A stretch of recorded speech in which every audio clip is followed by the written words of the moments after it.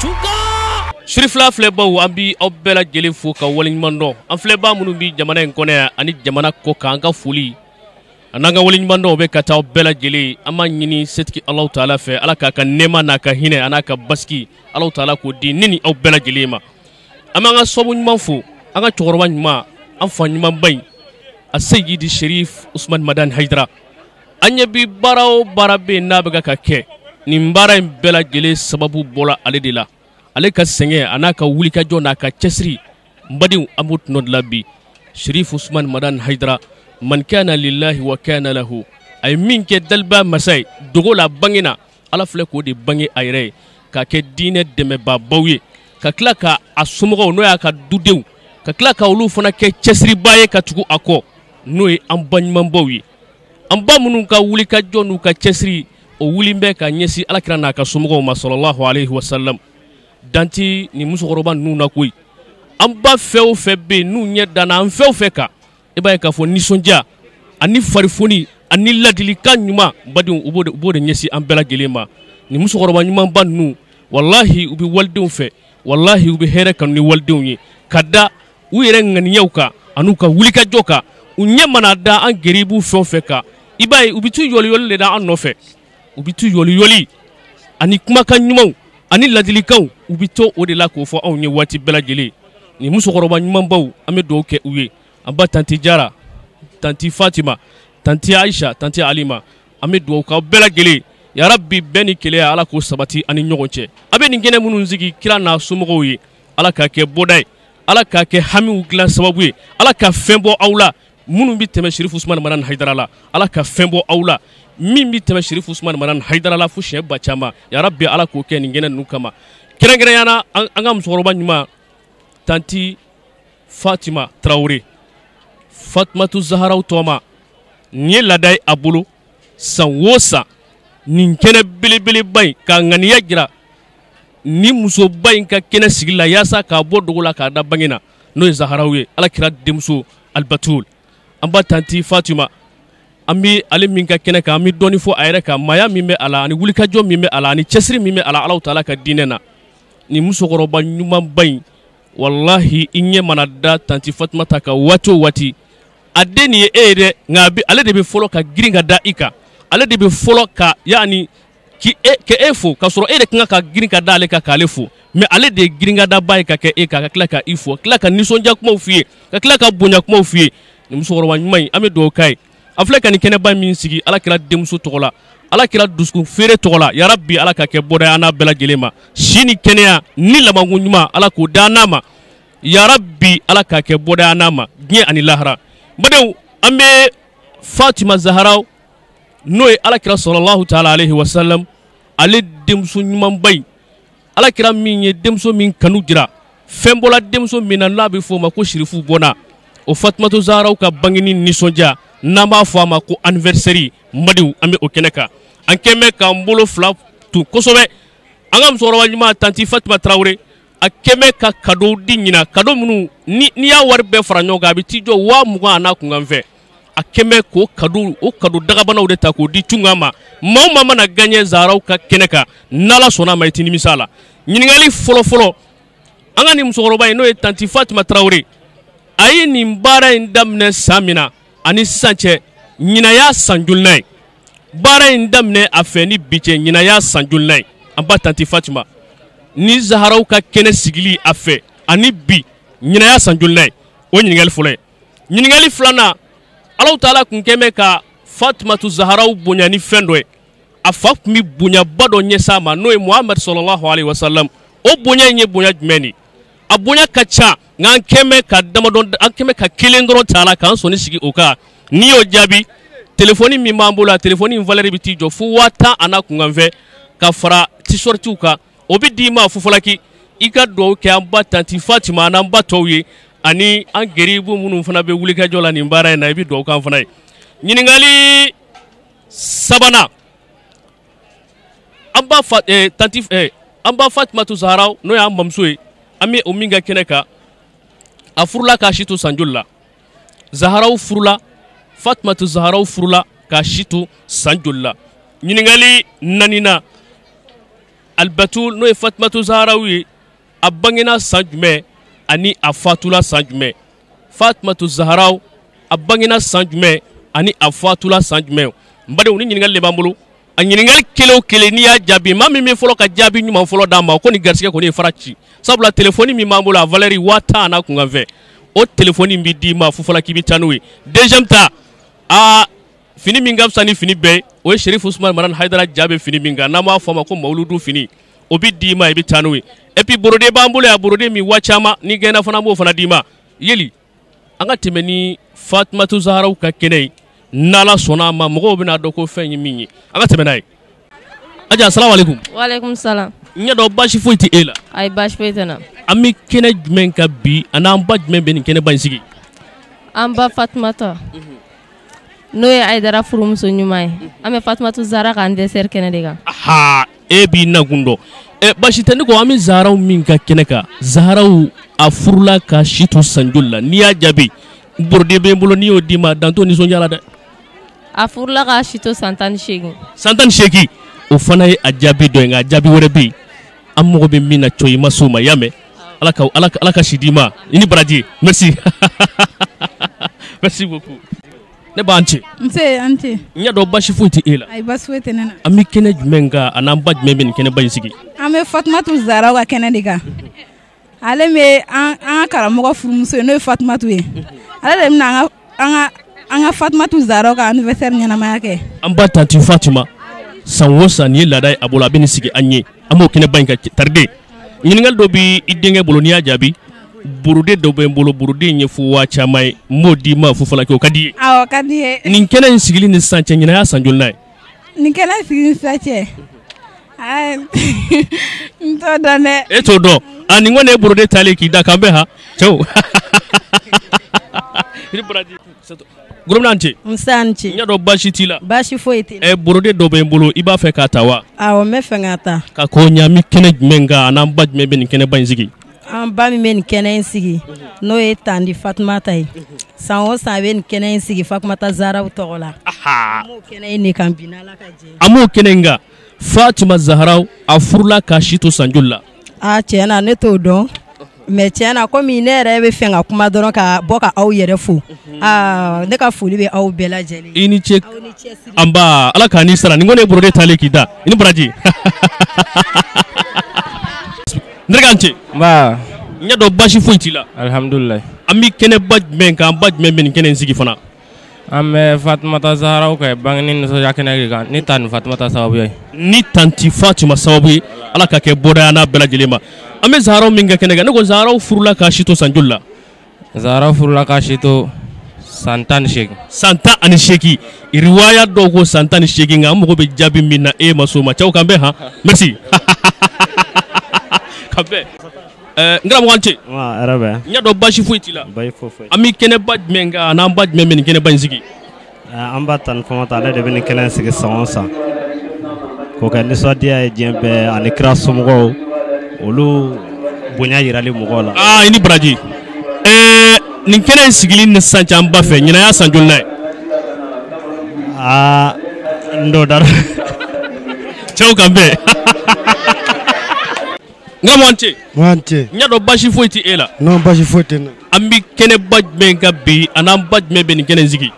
An bɛ Fatumata Zaharaw ka bangeni de la ani an ba Fatumata o de a ta kabi a donna Cherifla furu la don min Fatumata Zaharaw. Ayi i ma bila o bɛɛ fɔli la i bɛ n kɔnɔ baasi t'i la kɔni. Baasi foyi tɛ n na. Nin kɛnɛ in sigili ni sisan cɛ ɲinan y'a san joli n'a ye. Nin kɛnɛ in sigili ni sisan cɛ ɲinan san 13 de ye. San 13. San 13 dɔ n'i jɛ cɛw kan bɛn i kana taa an ka telefɔni minɛ na ni baraji. An cɛ. N terikɛ baasi t'i la kɔni. Baasi foyi tɛ n na. An bɛ kɛnɛ jumɛn kan bi. An bɛ Fatumata Zaharaw ka kɛnɛ de kan. An ba jumɛn bɛ nin kɛnɛ in sigi. An ba tanti Fatumata de b'a kɛnɛ sigi. Fatumata Zaharaw a bangena san jumɛn. A bangena san 23. San 23 a bangena o de la. Morikɛ wala cɛw t'a ɲɛɲini han cɛw kan bɛn merci. Morga jama ni ce ce bas nya do bashi fuiti ela alhamdulillah bas fuiti ami kene baj men ka bi anam baj men men genen zigi ambi Fatmatu Zahra wala kra dem so ka bangani sayla makana ka tan Fatmata wode ba kana sigi inshallah amo kene ka ningali mi mamboloniya jabi techno telefoni fu wata ani ko valeur be obo niyo jabi amo dimo kadi yekon inshallah nako Fatima Zahra a furla ka shito sanjulla riwaya do ko ka furla ka shito santan durula inshallah santan ani duru o riwaya kilen fana doni fo ala amgo be mina e masuma ngara mo kambe ha taw kambe ni telephone tale ki da merci merci beaucoup ngara mo wante amante nyado bashi foitela ambi kene baj menga anam baj men kene zigi ambe tan Fatmata ka kene de ka ambate tandi Fatmata ba kene sigi amba tanti Fatima sanwo sabi Zahra ka kene sigi ya rabbi ala ka ke boda na bela jelema neko ala kira sallallahu ta'ala alaihi wasallam apma demso Zahra bunyani bara doy a baraw ka chankeme ka kilintana o bara doy me o bara doy ni Fatmata dona kan wati abe wuli ki jo ni Fatmata dona ka abe wuli ki jo ka menge abe wuli ki jo ka yira ka fo Fatmata akabungwa atobe wuli wati be Fatmata dongwa ka abe wuli ki jo wa ima dafa doni ikoni iba sala kon nga mo ko ba dafa lena ima soma iti ijija ne dayen ha ne dayen aywa afola tuma ta nyere tukuni kambe merci ndraganche mbanchi bashi fuitila ami kene baj menga bi anam baj men kene zigi jena ame Zahra uga kene ga atoma ere tan Fatmata abi to ga kene nyawma ya sawosa awamu kene diga amo kene ka Zahra bangena abangena sajme Zahra wa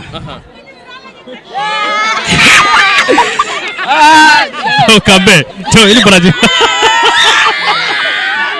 murga assalamu alaikum wa alaikum salam wa rahmatullah nyado bashi fuiti ela alhamdulillah no wati na bashitena ami kene bilibili baj menga anam baj men kene zigi ambe Seda Fatima Zahra ka anniversaire san kumbe kene ka tanti Fatmata Traoré de ba kene sigi tanti Fatima ben kene sigi sanwosa akeme ki bulu flafa ka to Tchounkan ni gana telefoni min valeur be fo wata ani ko amo dimo kadi ala ka ne gayala tanti Fatima Zahra furla ka shito sanjulla afurula ka shito ba anye ko ma riwaya tikele anye min kalo santan duru o yaw ka riwaya atanye kinye kuy nga mi mambulo aw masodi mangara mo taw ka wati urajira na ha merci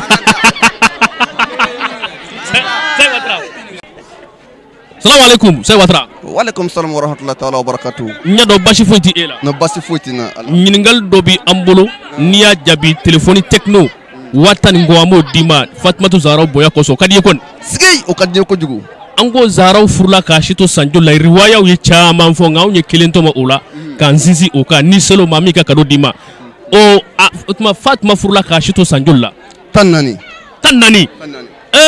watra chaw iya je doni goy ngrawo chawala ka wati urajila na ningone telefone tale ngrawo wante alhamdulillah nyado bashi foitila me ala tan ami kene baj menga bi anam baj men kene zigi ala ne Fatma Zahra ka kone ale ka bagli kene do am baj men kene ziganye o ale to mande tanti Fatima Traoré ne ko Fatima Zahra am ba tanti Fatima ni kene sigili fe ni kene sigili afe ani biche nyina ya sanjulne tiens la de hakli talent me ti téléphone fe me téléphone fe man ya tale ki da Tchounkan merci beaucoup wanci nyado bashi fuitila alhamdulillah bashi fuitina ami kene baj menga na baj men kene zigi ami Seda Fatima Zahra ka anniversaire kene ga am baj men basigi tanti Fatima Traoré ode basi ima fili haydara do nyingal do mamolo niya jabi telefonu min valeur biti jo fu wata na ku ngam fe dima nyar est ce que téléphone be bolo téléphone do mo men de wara soro ga dinyi ay mi bolo mayu kon de wa men mandi massa ambi Fatma Zahra a furla ka shito sanjulla Fatma Zahra a furla ka shito santan saba ito ko ni jamu Daoud Kone a tigre ba fo Daoud ko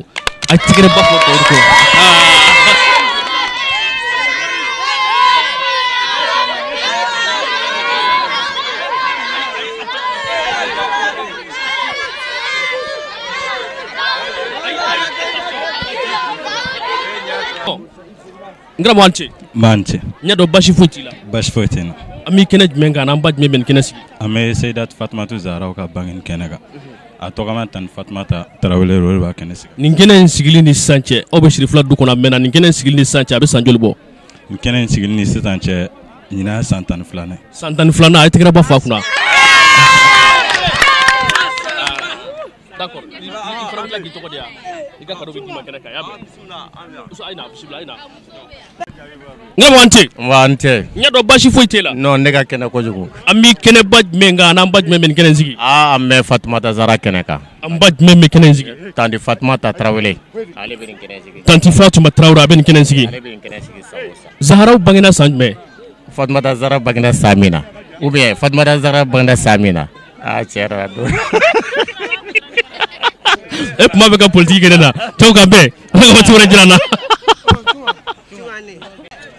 ne balimamuso an cɛ nse ni ce n y'a dɔn baasi foyi t'e la baasi foyi tɛ an bɛ kɛnɛ jumɛn kan ani an ba jumɛn bɛ nin kɛnɛ sigi ani i tɔgɔ ni jamu ka bɔ min ne tɔgɔ ye Kadiatu Jalo madame Kulubali Kadiatu Jalo iye ka bɔ Yirimajɔ comité la an bɛ kɛnɛ min kan an bɛ Fatumata Zahra ka kɛnɛ kan an ba min b'a organiser o ye tanti Fatumatu Traoré. Tanti Fatumata Traoré n'a y'i diya i b'a fɔ ko Hayidara a bɛ nin kɛnɛ in sigi san o san ne ko an bɛ Zahra min ka kɛnɛ kan Zahra bangena san jumɛn olu ye baara ye sisan cɛna an ma se k'o dɔn dɛ o tuma i t'i borode fɛ wa n bɛ borode fɛ mais ma dɔn dɛ ayiwa ala ka waati wɛrɛ jira n na tɛmɛ n'i ka zanbɛ kanbɛ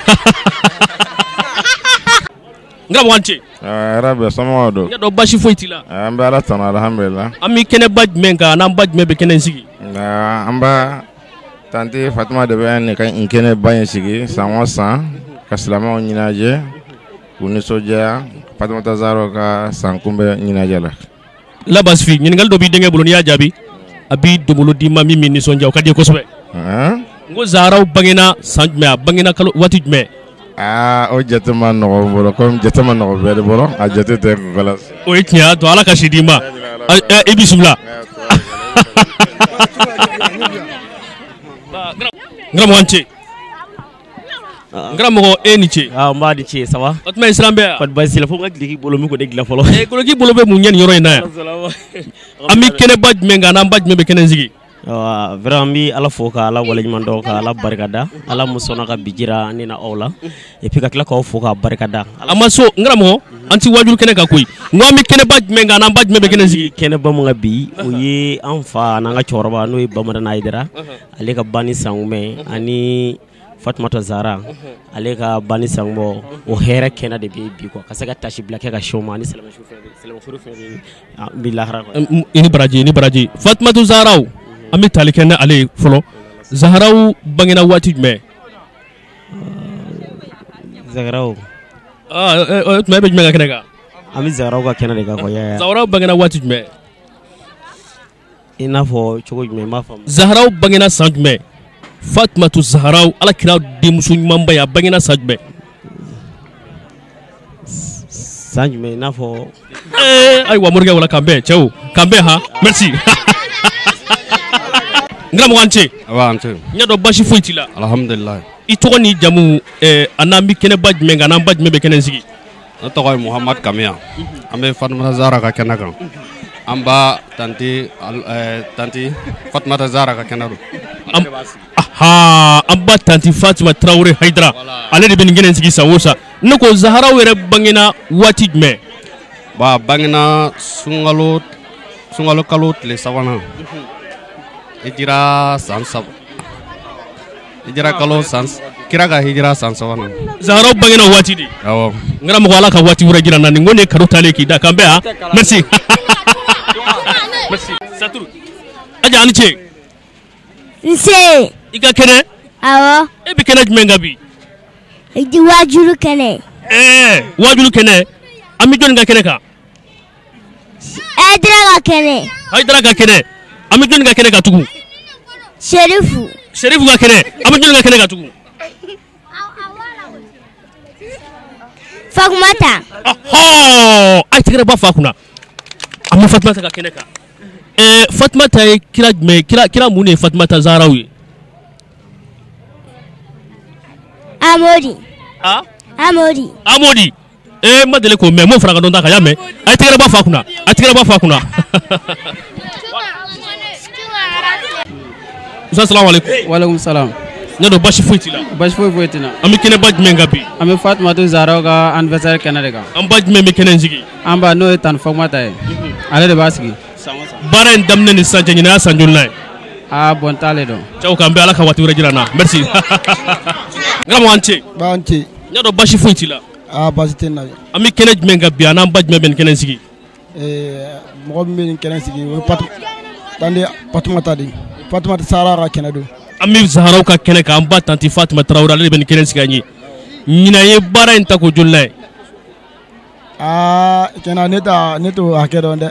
Ne kɔni bɛna a bɛ san 6 bɔ ne bɛna yan mais ne kɔni t'a hakɛ dɔn tiɲɛ. Merci ala ka waati wɛrɛ jira n na Tchounkan bɛɛ. N karamɔgɔ an ce. An ce. N y'a dɔn basi foyi t'i la. Basi foyi t'i la. An bɛ kɛnɛ jumɛn kan an n'an ba jumɛn bɛ nin kɛnɛ sigi? An bɛ Fatumata Zahra ka kɛnɛ kan. An b'a tanti Fatumata Zahra ale de b'a kɛnɛ sigi. An b'a tanti Fatumata Tarawele ale de bɛ nin kɛnɛ sigi. Zahraw yɛrɛ fatula waati jumɛn? Ma piri o la. O tuma t'i pɛrɛn ka na kan bɛɛ. N karamɔgɔ an ce. A b'an ce. N y'a dɔn basi foyi t'i la. Basi foyi tɛ n na. An bɛ kɛnɛ jumɛn kan bi? An bɛ Fatumata Zahra ka kɛnɛ kan Madame Haidara tanti Fatumata Tarawele ale de b'a kɛnɛ sigi sa o sa. Madame Haidara tanti Fatumata Tarawele ale de bɛ nin kɛnɛ sigi sa o sa. Ɲinan ye kɛnɛ in a ta ko joli la ye nin ye ɲinan? Ne ma fili nin y'a ta o 12nan ye. O jaabi la. Zahraw yɛrɛ fatula ka san joli la? A fatula waati jumɛn? A fatura san min na. Tiɲɛ na m'o ta. Tchounkan bɛɛ ala ka waati wɛrɛ jira n na. An ce. A b'an ce. N y'a dɔn basi foyi t'i e la. N b'a la tɔni basi foyi t'i na. An bɛ kɛnɛ jumɛn kan an n'an ba jumɛn bɛ nin kɛnɛ sigi? N'a ala sɔnna ma an bɛ an ba Fatumata Zahra ka kɛnɛ de kan ni ala ka jɛn ye. An ba Fatumata Tarawele de fana bɛ kɛnɛ sigi an ye. A diyara n ye. Fatumata Zahra Albatul an b'ale min kɛ kɛnɛ kan Zahraw fatula k'a si to san joli la? A fatula san jumɛn plutôt? Jɔnkala n t'o dɔn. I t'o dɔn? A bangena san jumɛn? N t'o fana dɔn. Tuma bɛ jumɛn dɔn Tchounkan bɛɛ ala ka waati wɛrɛ jira n na. Merci beaucoup. An ce. An ce. Basi foyi t'i la. Basi foyi tɛ. An bɛ kɛnɛ jumɛn kan an n'an ba jumɛn bɛ kɛnɛ sigi? An bɛ Fatumata Zahra ka kɛnɛ kan n'o ye Ziyara ye. An b'o kɛnɛ kan. Zahraw ka anniversaire an b'o kɛnɛ kan. Zahraw bangena waati jumɛn? Vraiment nin yɔrɔnin na a cunna an kan dɛ. Tchounkan bɛɛ ala ka waati wɛrɛ jira n na. Aja salamualeykum. Waleykum salam wa rahmatulah wa taala. An bɛ kɛnɛ jumɛn kan an n'an ba jumɛn bɛ kɛnɛ sigi? Fatumata Tarawele de bɛ kɛnɛ sigi san o san Zahraw tɔgɔ la. Ala ka kɛ bɔda n'a bɛɛ lajɛlen ma. Ne ko Fatumata Zahra n'o kira yɛrɛ denmuso ye a bangena waati jumɛn?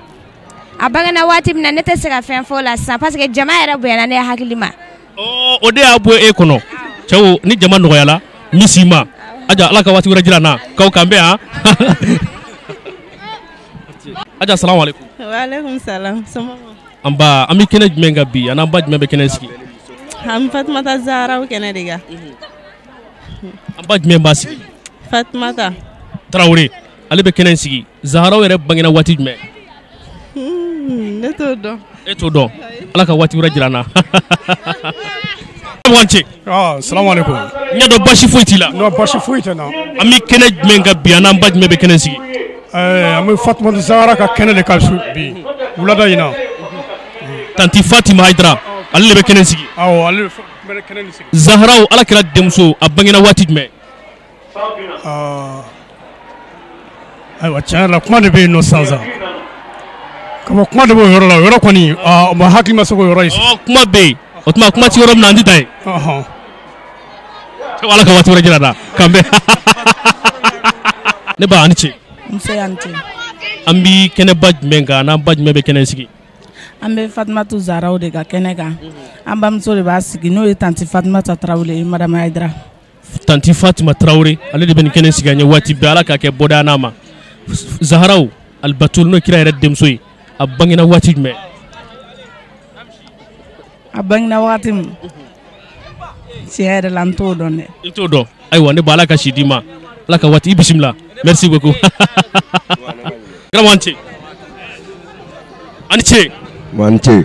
An bɛ kɛnɛ jumɛn kan bi? Fatumata Zahra kɛnɛ don. Zahraw kɛnɛ kira a tun bɛ a denmuso bonya ni bonya jumɛn ye u bɛ k'a fɔ nka a tɛ ka dafa o tun ye bonya jumɛn ye. ni Fatumata Zahara kun bɛ na kira kun bɛ wuli k'a jɔ ka sigiyɔrɔ d'a ma n'a y'a sigi kira bɛ sɔrɔ k'i sigi. Allahu akbar a ye tigɛrɛ ba fa kunna a ye tigɛrɛ ba fa kunna aha kira tun bɛ wuli k'a sumusumu ka sigiyɔrɔ d'a ma kira kɔnɔ tun bɛ sɔrɔ k'i sigi a banna cɛw i tɔgɔ ye di. Grawance. Avance. Nya do basi t'i la. Na basi foyi tɛ. An bɛ kɛnɛ jumɛn kan bi. An bɛ Fatumata Zahara de ka kɛnɛ kan. An ba jumɛn bɛ kɛnɛ sigi an ye. Bon tan Fatumata madame Haidara o de y'a sigi an ye. Tanti Fatima ala ka kɛ bɔdaya n'a ma. Ne ko Zahara yɛrɛ bangena waati jumɛn. Bon a bangena juma don dɔ de fɛ tile 21. A bangena juma don dɔ fɛ tile 21. Nereke ala ka waati wɛrɛ jira na nin y'a talen k'i da merci hein. Merci. Grawance. Nance. Nya do basi foyi t'i la. Ayi basi foyi tɛ na. An bɛ kɛnɛ jumɛn kan an ba jumɛn bɛ nin kɛnɛ sigi. An bɛ Fatumata Zahara ka kɛnɛ sigilen kan. An ba jumɛn b'a sigi. Fatumata. Tanti Fatima Traoré ale de bɛ nin sigi an ye. Ne ko Zahara bangena waati jumɛn. Ne t'a waati dɔ cɛ yɛrɛ la. Mun t'a waati dɔ cɛ yɛrɛ. Ne t'a waati dɔn cɛw ala ka waati wɛrɛ jira n na merci. Cherifla filɛbaw an bɛ aw bɛɛ lajɛlen fo ka waleɲuman dɔn nin ye an ka tako filanan kɛnɛ n badenw an y'a fɔ aw ye an bɛ kɛnɛ belebeleba min kan Fatimatu Zahra al-Batul alakira sallallahu alaihi wa sallam ale denmuso sanumanba in a dusukunda feere alakira ye denmuso min kanu jira bɛɛ la ni sirifu bɛɛ lajɛlen bɔra o denmusoba in na n'an b'a fɔ a ma ko sirifu mamuso Zahra an b'a ɲini Alahu taala fɛ ala ka nafa n'a barika ye yarabi kɛnɛ min sigilen filɛ a ye kɛnɛ in ka kɛ bɔda ye ne ni aw bɛɛ lajɛlen an baɲumanba min bɛ kɛnɛ in fana sigi n'o de ye Fatima Traoré Madamu Haidara ale bɛ nin kɛnɛ in sigi san o san k'a kunna nafolo bɔ k'a don a la ala ka kɛ bɔda n'a bɛɛ lajɛlen ma ala k'a kɛ Zaharaw kama hami min bɛ a la yarabi ala ka hamiw ban pewu ne ni aw bɛɛ lajɛlen na n badenw an bɛ foli di an dɛmɛbaabaw ma nin baara in na Elhaji Bunanyank a y'an dɛmɛ nin baara in na kosɛbɛ n'a ka dusukun jɛlenya ye a ye sɛgɛn min kɛ an nɔfɛ nin baara in na dan t'a la an b'a fɔ dante foli min na ala ka si ni kɛnɛya ani labanko ɲuman ala k'o da n'a ma k'a ɲank o kɔfɛ n baarakɛɲɔgɔn Muktar Bagayogo a fana ye n dɛmɛ nin baara in na kosɛbɛ n b'a fɔ dante foli min na ko ala ka si ni kɛnɛya da n'a ma n badenw an bɛ foli di an baw ma tuguni ko kura olu min ni u ye alakira somɔgɔw alakira bɔnnaw ka du tilaw ni ɲɔgɔn cɛ Aliyu fo ka na se Aliyu den filaw ma fo ka na se u bamuso ma n'o ye Fatima Zahraw ye an b'a ɲini Alahu taala fɛ yarabi ala k'u mɛn nin baara in na ala k'u mɛn ka nin baara in kɛ ala k'an n'u dɛmɛ nin baara in kɛli la badenw ɲininkali damadɔ de bɛ an bolo an ka ɲininkali fɔlɔfɔlɔ an ko baara in an ba tanti Fatima Traoré a ye baara in daminɛ depuis kuma jan baara in daminɛ ni bi cɛ ɲinaya san joli n'a ye o y'an ka ɲininkali fɔlɔ ye ɲininkali filanan alakira sallallahu alaihi wa sallam an bɛ a denmuso min ka kɛnɛ kan n'o ye Fatimatu Zahraw kira tun bɛ bonya dɔ ta ka Fatima sɛgɛrɛ o bonya in tun ye bonya jumɛn ye a bonya ka ca nka an ye bonya kelen dɔrɔn ta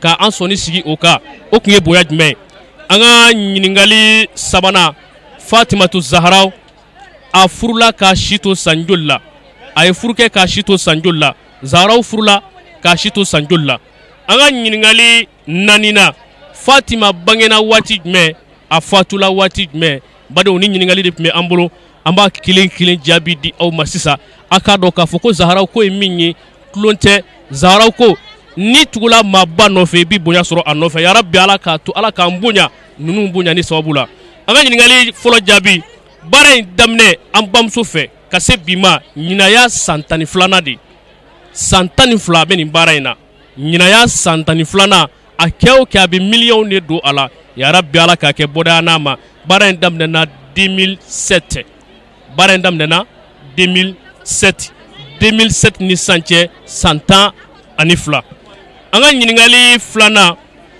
alakira tun bɛ bonya jumɛn de ta ka Zahraw sɛgɛrɛ mɔgɔ caman y'a jaabi nka mɔgɔ tun b'a jaabi tilennen de la ni Zahraw kun donna ka alakira sigilen to yen a tun bɛ wuli k'i jɔ n'a wulila k'a jɔ a tun bɛ a denmuso sanuman in sumusumu ka tila k'a yɛrɛ sigiyɔrɔ d'a ma alakira tun b'o de kɛ Fatumatu ye an ka ɲininkali sabanan an ko Zahraw a ye furu kɛ k'a si to san joli la Zahraw ye furu kɛ k'a si to san 13 riwaya caman nana n'a ye dɔw ko k'a ye furu kɛ k'a si to san 18 la mais an ye min ta k'an bolo sɔnni sigi o kan o ye a ye furu kɛ k'a si to san 13 de la o ye riwaya dɔw ka kuma ye an b'a ɲini ala fɛ ala ka faamuya ko ɲuman di ne ni aw bɛɛ lajɛlen ma an ka ɲininkali naaninan an ko Fatima bangena waati jumɛn Fatima bangena Jumadu Sani tile 20 Fatima bangena ka bɛn o de ma a fatula a ka ɲɛnɛmaya danna jamadul awwalu tile sabanan de ma a ka ɲɛnɛmaya danna jamadul awwal tile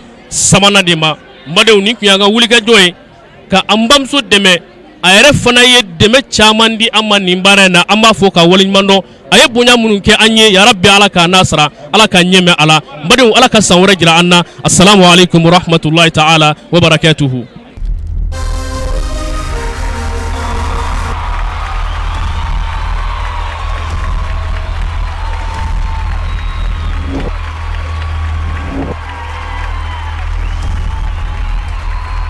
Tchounkan!